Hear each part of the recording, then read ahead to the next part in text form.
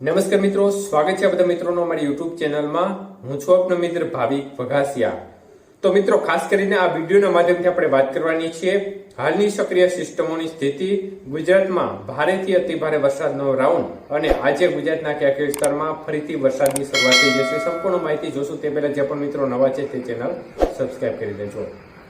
તો મિત્રો, ખાસ કરીને સૌપ્રથમ હાલની સક્રિય સિસ્ટમોની સ્થિતિ જોવા જઈએ તો ગઈકાલે જે બપોર બાદ સિસ્ટમ છે તે લો પ્રેશરમાં ફેરવાઈ હતી. ગઈકાલે આપણે સવારે અપડેટ આપી હતી તે સિસ્ટમ સાયક્લોનિક સર્ક્યુલેશન હતી અને હાલ આ સિસ્ટમ છે તે વધુ મજબૂત બની અને વેલ માર્ક લો પ્રેશરમાં ફેરવાઈ છે અને સિસ્ટમ હાલ પશ્ચિમ બંગાળ અને લાગુ ઓડિશાના ભાગો નજીક જોવા મળી રહી છે.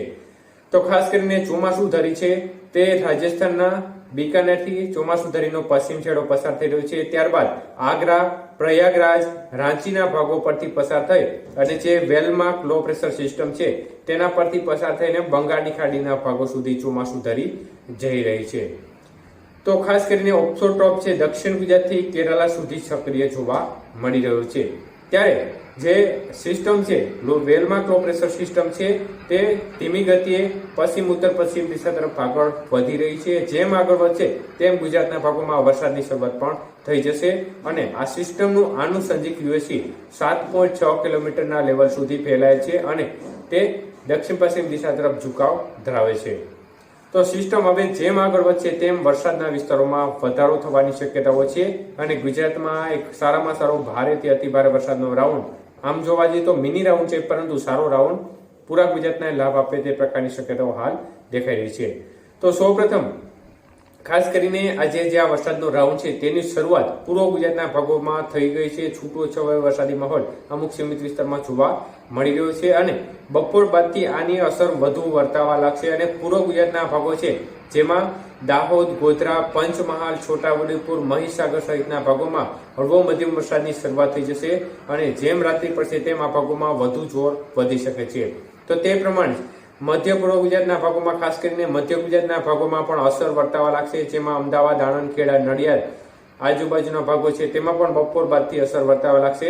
તો મધ્ય પૂર્વ ગુજરાતને લાગુ જે ઉત્તર ગુજરાતના ભાગો છે જેમાં ખેડ બ્રહ્મા, અરવલ્લી, મોડાસા, મહેસાણા, સાબરકાંઠા, ઈડર સાઈડના ભાગો છે આ ભાગોમાં પણ બપોર બાદથી અસર વર્તાવા લાગશે અથવા તો રાત્રિથી આ ભાગોમાં વરસાદની શરૂઆત અનેક વિસ્તારમાં જોવા મળશે અને દક્ષિણ ગુજરાતના ભાગોમાં પણ રાત્રિથી વરસાદની ગતિવિધિમાં વધારો થશે. આમ જોવા જઈએ તો બપોર બાદથી પણ છૂટો છવાયો વરસાદી માહોલ જોવા મળે અને રાત્રિથી વરસાદનું જોર દક્ષિણ ગુજરાતના ભાગોમાં પણ વધી શકે છે અને હળવો મધ્યમ વરસાદ દક્ષિણ ગુજરાતના તમામ સેન્ટરોમાં પણ શરૂઆત થઈ જાય તે પ્રકારની શક્યતાઓ બનતી નજરે પડી રહી છે. તો એકંદરે વાતાવરણ આજે મોટા ભાગના વિસ્તારમાં ફરીથી પેક થઈ જશે. વાતાવરણ વાદળછાયું વાતાવરણ અનેક વિસ્તારોમાં જોવા મળશે. જ્યારે રાત્રિ થતાં જ વરસાદના વિસ્તારોમાં જે ઉત્તર ગુજરાતના બાકીના ભાગો છે તેમાં પણ વરસાદની ગતિવિધિ વધશે. ઉત્તર મધ્ય જે સૌરાષ્ટ્રના ભાગો, પૂર્વ સૌરાષ્ટ્રના ભાગો છે તેમાં પણ વરસાદની ગતિવિધિમાં વધારો થાય. જેમાં સુરેન્દ્રનગર, મોરબી, બોટાદ, ભાવનગર, અમરેલીના ભાગોમાં પણ રાત્રિ દરમિયાનથી વરસાદની ગતિવિધિમાં વધારો થઈ શકે છે અને આવતીકાલે વરસાદના વિસ્તારો છે તે બાકીના સૌરાષ્ટ્રના તમામ સેન્ટરો અને કચ્છના ભાગો તરફ પણ શિફ્ટ થઈ જઈએ. એટલે આમ જોવા જઈએ તો બપોર બાદથી જે આ વરસાદનો રાઉન્ડ છે તેની મુખ્ય શરૂઆત થશે અને તેની સાચી અસર વર્તાવા લાગશે અને મધ્ય પૂર્વ ગુજરાતના ભાગો અને લાગુ દક્ષિણ ગુજરાતના અને મધ્ય પૂર્વ ગુજરાતને લાગુ ઉત્તર ગુજરાતના ભાગોમાંથી સૌથી વધુ શરૂઆત થઈ શકે છે. તો આ રાઉન્ડ હાલની સ્થિતિ પ્રમાણે સિસ્ટમ છે તે ક્રમશઃ આગળ વધી અને ગુજરાત નજીક આવી રહી છે. ગુજરાત ઉપર સિસ્ટમ આવી અને એનું યુએસસી એક છે તે અરબી સમુદ્ર તરફ જઈ રહ્યું છે. તો આ યુએસસી અને આ સિસ્ટમ બંનેના સંયુક્ત પરિબળોની અસર હેઠળ આ વરસાદનો રાઉન્ડ છે અને રાજ્યના અનેક સેન્ટરોમાં મધ્યમથી ભારે વરસાદ અને અમુક વિસ્તારમાં અતિ ભારે વરસાદની સંભાવના પણ રહેલી છે. જેમાં સૌથી વધુ અસર મધ્ય પૂર્વ ગુજરાતના ભાગો, દક્ષિણ ગુજરાતના ભાગોમાં રહી શકે છે. સૌરાષ્ટ્રના ભાગોમાં પણ સારામાં સારો વરસાદનો લાભ અનેક વિસ્તારમાં જોવા મળશે. જે અત્યાર સુધી વરસાદ વિહોણા છે તે વિસ્તારમાં પણ ખૂબ સારામાં સારો વરસાદ આ રાઉન્ડમાં જોવા મળે તે પ્રકારના ચાર દેખાઈ રહ્યા છે. ઉત્તર ગુજરાતના ભાગો અને કચ્છના ભાગોમાં પણ તે પ્રકારે જે વરસાદ વિહોણા વિસ્તાર છે તેમાં પણ સારો વરસાદનો લાભ મળી શકે છે. જો જરૂર જણાશે અને સાંજની સ્થિતિ શું હશે તે બાબતની અપડેટ જો જરૂર જણાશે તો સાંજે આપવામાં આવશે.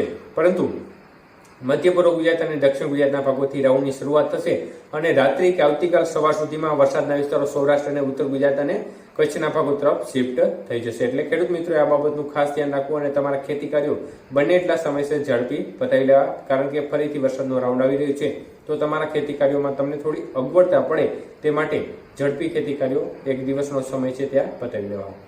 આમ જોવા જઈએ તો આજે સૌરાષ્ટ્રના ભાગોમાં પણ છૂટો છવાયો વરસાદી માહોલ, ઝાપટા કે અમુક વિસ્તારમાં હળવા વરસાદની સંભાવનાઓ ગણી શકાય. અને તે પ્રકારે ઉત્તર ગુજરાતના ભાગોમાં પણ બીજા વિસ્તારો છે તેમાં પણ ક્યાંક સામાન્ય ગતિવિધિની શરૂઆત થઈ શકે છે. આભાર.